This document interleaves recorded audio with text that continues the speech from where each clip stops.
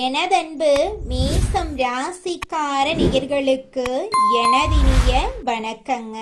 நம்ம இன்னைக்கு வீடியோ பதிவுக்குள்ள முழுமையா போறதுக்கு முன்னாடி முருகரை மனதார வணங்கிட்டு வீடியோ பதிவுக்குள்ள போகலாங்க. ஓம் முருகா போற்றி, ஓம் முருகா போற்றி, ஓம் முருகா போற்றி. எனக்காக்கும் முருகனே போற்றி. நல்லதே நடக்கும், நல்லது மட்டும்தான் நடக்கும். நம்மளோட மேச ராசிக்காரங்க துணிவு தைரியத்துக்கு பேர் போனவங்க. இவங்க ஒரு முடிவு எடுத்துட்டா அந்த முடிவை அடையிற வரைக்கும் இரவு பகல் உறங்காம உழைச்சுக்கிட்டே இருப்பாங்க. புதிய விஷயங்களை முயற்சி செய்யறதுல இவங்களுக்கு ஆர்வம் கொஞ்சம் அதிகமா இருக்கு. இவங்க நட்புக்கு முக்கியத்துவம் தருவாங்க. அதே நேரத்துல நண்பனுக்காக உயிரை கொடுக்க கூட இவங்க தயங்க மாட்டாங்க.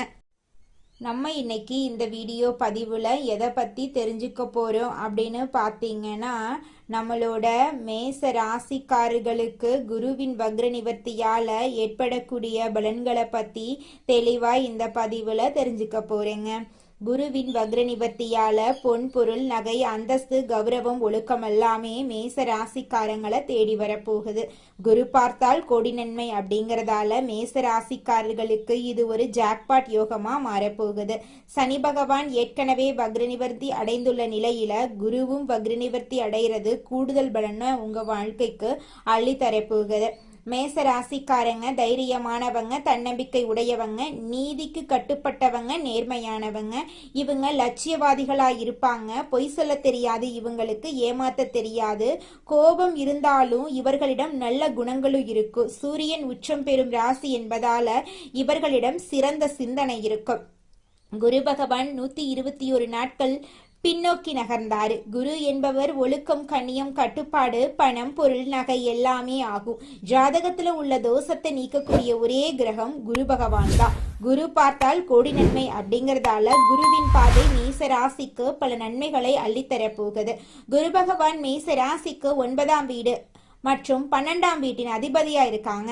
9ஆம் வீட்டுல தர்மகாரியம், ஆன்மீகம், இரக்க குணமெல்லாம் இருக்க. 12ஆம் வீட்டுல வெளிநாடு, வெளியூர், திருமண வாழ்க்கை, தாம்பத்திய உறவு, மருத்துவ செலவு, விரய செலவெல்லாம் இருக்கு. குரு பகவான் 3ஆம் இடத்தில் வெற்றி ஸ்தானத்தில் வக்ரமா இருந்தாரு. மேச ராசிக்காரங்க 7.5 சனியை பற்றி பயப்பட தேவையில்லைங்க. ஏன்னா சனி பகவான் குருவின் வீட்டுல தான் இருக்காரு. குருவின் வீட்டுல சனி இருக்கிறதுனால பெரிய பாதிப்புகள் ஏற்படாதுங்க. நவம்பர் மாதம் 11ஆம் தேதி முதல் குரு வக்ரமா இருக்கிறதுனால சில தடைகள் ஏற்பட்டிருக்கலாம்.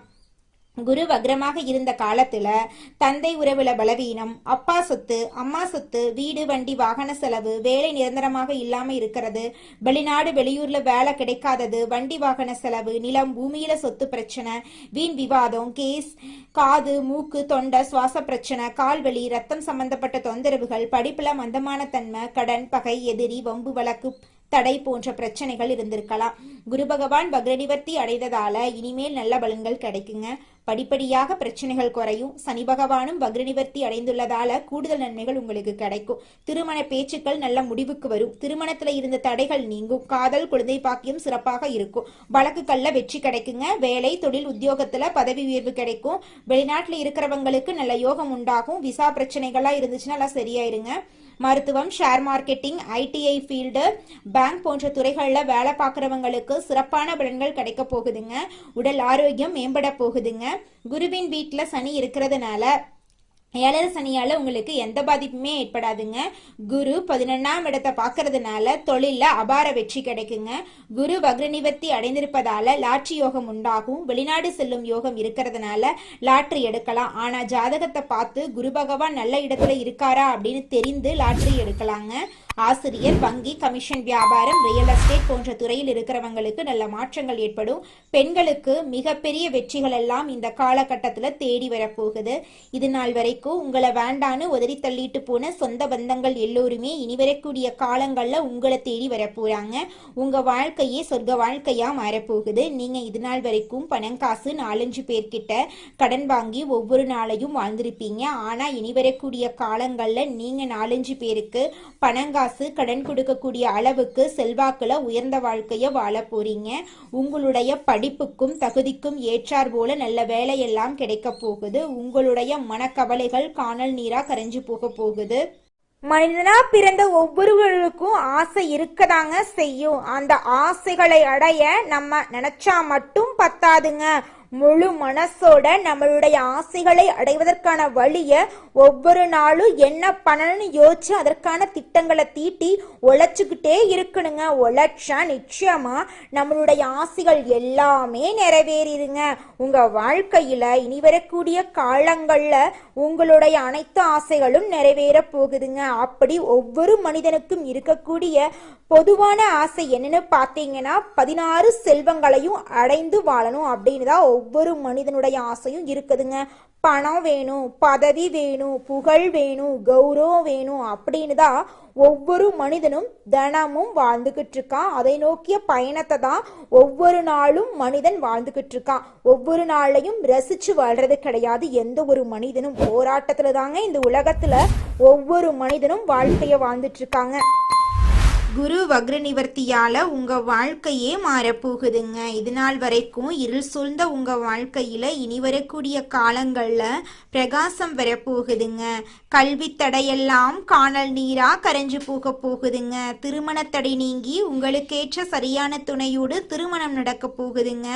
பண வரவுல இருந்த சிக்கல்களுக்கு தீர்வு கிடைக்க போகுது. உங்களுக்கு கிடைக்க வேண்டிய அனைத்து பலன்களும் அடுக்கடுக்காக கிடைக்க போகுதுங்க. வேலை வாய்ப்பு இல்லாதவர்களுக்கு உங்களுடைய தகுதிக்கு ஏற்றார் போல வேலை வாய்ப்பு கிடைக்க போகுது. உங்களுடைய ஆன்மீக எண்ணங்கள் அதிகரிக்க போகுதுங்க. வியாழக்கிழமை குருவுக்கு சிறப்பு நாளுங்க. அந்த நாள்ல குரு பகவான மனதார வேண்டிக்கோங்க. உங்க வாழ்க்கையில இருக்கக்கூடிய அனைத்து பிரச்சனைகளும் காணல் நீரா கரைஞ்சு போயிருங்க. உங்களுடைய எண்ணம் போல உங்க வாழ்க்கையில நல்லது மட்டும்தாங்க நடக்கும். குலதெய்வம் எங்கேயோ இருக்குது, என்னமோ இருக்குது அப்படிலாம் நீங்க நினைக்க வேண்டாங்க. நீங்க எங்கிருந்தாலும் ஒரு தீபம் ஏற்றி வச்சு அந்த தீப ஒளியில தெய்வங்கள் இருக்கிறாங்க அப்படின்னு நினைச்சு வழிபாடு செய்யுங்க. குலதெய்வமே தெரியாவிட்டாலும் வீட்டில் தீபம் ஏற்றி வச்சு ஏதாவது ஒரு நல்ல நாள்ல குலதெய்வத்தை நினைச்சு வழிபாடு செய்யுங்க. குலதெய்வ வழிபாடு குலம் காக்குங்க, குலம் தலைக்கும். முதல்ல குலதெய்வம், அப்புறம் இஷ்டப்பட்ட தெய்வம், அப்புறம் உங்களுக்கு விருப்பப்பட்ட தெய்வங்க. எந்த கோயிலுக்கு போனாலும் என்ன பண்ணாலும் ஏற்றமில்லை அப்படின்னு நீங்க சொல்லுவீங்க. தினமும் எந்திரிச்ச உடனே சூரிய பகவான நமஸ்காரம் பண்ணுங்க. அவங்களுடைய அனுகிரகம் இருந்தா போதும். மற்ற கிரகங்கள் எல்லாம் சாதகமா இல்லைனா கூட பரவாயில்ல, அந்த சூரியனுடைய பிரகாசம் உங்க வாழ்க்கையவே பிரகாசமா மாத்திருங்க. அந்த வெளிச்சம் உங்களை வந்து சேருங்க. உங்க வாழ்க்கையில் இருக்கக்கூடிய கண்ணீரெல்லாம் கரைஞ்சு போயிருங்க. நம்ம இன்னைக்கு இந்த வீடியோ பதிவுல எதை பத்தி தெரிஞ்சுக்க போறோம் அப்படின்னு பாத்தீங்கன்னா, நம்மளோட மேச ராசியில் இருக்கக்கூடிய ஒவ்வொரு நட்சத்திரக்காரர்களுக்கும் குரு பகவானின் வக்ர நிவர்த்தியால என்னென்ன பலன்கள் ஏற்பட போகுது அப்படிங்கிறத பத்தி தாங்க விரிவா இந்த பதிவுல நம்ம தெரிஞ்சுக்க போறோம். நம்மளுடைய மேச ராசியில் இருக்கக்கூடிய முதலாவது நட்சத்திரம் அஸ்வினி நட்சத்திரம். அஸ்வினி நட்சத்திரத்தில் பிறந்தவங்க தைரியம், தன்னம்பிக்கை, நீதி, நேர்மை, ஒழுக்கம் உள்ளவர்களா இருப்பாங்க. குரு பகவான் மீன ராசியில் உச்சத்துல இருக்கிறதுனால இது நாள் வரைக்கும் திருமணம் ஆகாதவர்களுக்கு இந்த காலகட்டத்துல உங்களுக்கேற்ற சரியான வாழ்க்கை துணையோடு திருமணம் நடக்கும். படிச்சு முடிச்சுட்டு வேலை கிடைக்கல, நான் தேடாத வேலை இல்லை, இது நாள் வரைக்கும் என்னுடைய படிப்புக்கும் தகுதிக்கும் ஏற்ற மாதிரி நல்ல வேலையே கிடைக்கல அப்படின்னு கவலைப்பட்டு இருக்கிறவங்களுக்கு இந்த காலகட்டத்துல நிச்சயமா வேலை வாய்ப்புகள் கிடைக்குங்க. அடுத்ததாக நம்முடைய மேச ராசியில் இருக்கக்கூடிய நட்சத்திரம் பரணி நட்சத்திரம். உங்களுக்கு எப்படி இருக்குன்னு பார்க்கலாங்க. இந்த மாதம் பரணி நட்சத்திரத்தில் பிறந்தவங்க நாகரிகமானவங்க, ஒழுக்கமானவங்க, திறமையானவங்க, அறிவானவங்க. இவங்க ஆசைப்பட்ட விஷயத்த அடைவாங்க. விரய செலவுகள் எல்லாம் இந்த காலகட்டத்துல குறைய போகுது. வெளிநாட்டு யோகம் இவங்கள தேடி வரப்போகுது. இவங்க தனியார் துறையில வேலை செஞ்சாலும் சரி, அரசு துறையில வேலை செஞ்சாலும் சரி, இவங்களுடைய தகுதிக்கும் திறமைக்கும் ஏற்றார் போல பதவி உயர்வு, சம்பள உயர்வெல்லாம் இவங்களுக்கு கிடைக்க போகுதுங்க. இவங்க குடும்பத்துல இது நாள் வரைக்கும் இருந்த அனைத்து பிரச்சனைகளுக்கும் தீர்வு கிடைக்க போகுது. இவங்களுடைய ஆசைகள், கனவுகள் எல்லாமே நிறைவேற போகுது. இவங்களுடைய வாழ்க்கையே சொர்க்க வாழ்க்கையாக மாறப்போகுதுங்க. அடுத்ததாக நம்முடைய மேச ராசியில் இருக்கக்கூடிய நட்சத்திரம் கார்த்திகை. உங்களுக்கு இந்த மாதம் அமோகமா இருக்க போகுதுங்க. கார்த்திகை நட்சத்திரத்தில் பிறந்தவங்க நீதி, நேர்மை, கண்ணியம், கட்டுப்பாடு, ஒழுக்கம் உள்ளவர்களா இருப்பாங்க. இவங்களுக்கு அரசாங்க வேலையில நல்ல யோகம் கிடைக்கும், தலைமை பதவி கிடைக்கும், வெளிநாடு செல்லக்கூடிய வாய்ப்பு இவங்களை தேடி வருங்க. இவங்க குடும்பத்துல இது நாள் வரைக்கும் இருந்த அனைத்து பிரச்சனைகளுக்கும் படிப்படியா தீர்வு கிடைக்க போகுது. திருமணம் ஆகாதவர்களுக்கு திருமண தடை நீங்கி திருமணம் நடக்க போகுது. குழந்தை பாக்கியம் இல்லாதவர்களுக்கு குழந்தை பாக்கியம் கிடைக்க போகுது. பூர்வீக சொத்து ரீதியாக இருந்த அனைத்து பிரச்சனைகளுக்கும் தீர்வு கிடைக்க போகுது. உங்களுக்கு வரவேண்டிய பூர்வீக சொத்து உங்க கையில வந்து சேர போகுதுங்க. உங்களுடைய உடல்நிலை ஆரோக்கியமா இருக்க போகுதுங்க. உங்களுடைய மனக்கவலைகள் காணல் நீரா கரைஞ்சு போக போகுதுங்க. உங்க வாழ்க்கையில மேலும் நல்லதெல்லாம் நடக்க நீங்க செய்யக்கூடிய பரிகாரம் என்னன்னு பார்த்தீங்கன்னா, உங்க வீட்டுக்கு பக்கத்துல இருக்கக்கூடிய கண்ணு தெரியாத குழந்தைங்களுக்கு உங்களால முடிஞ்ச உதவிகளை செஞ்சுக்கிட்டு வாங்க. உதவி செய்யணும் அப்படிங்கிறதுக்காக நீங்க லட்சக்கணக்கில் செலவு பண்ணணும் அப்படிங்கிற அவசியம் கிடையாது. உங்களால முடிஞ்ச அளவுக்கு ஒரு பேனா வாங்கித்தாங்க, ஒரு பென்சில் வாங்கித்தாங்க. இந்த உதவியை செய்யறதன் மூலமா உங்க வாழ்க்கையில நீங்க செஞ்ச பாவங்கள் எல்லாம் குறைய போகுது. உங்களுடைய வாழ்க்கையே சொர்க்க வாழ்க்கையா மாறிடுங்க. நல்லதே நடக்கும், நல்லது மட்டும்தான் நடக்கும். நன்றி, வணக்கம்.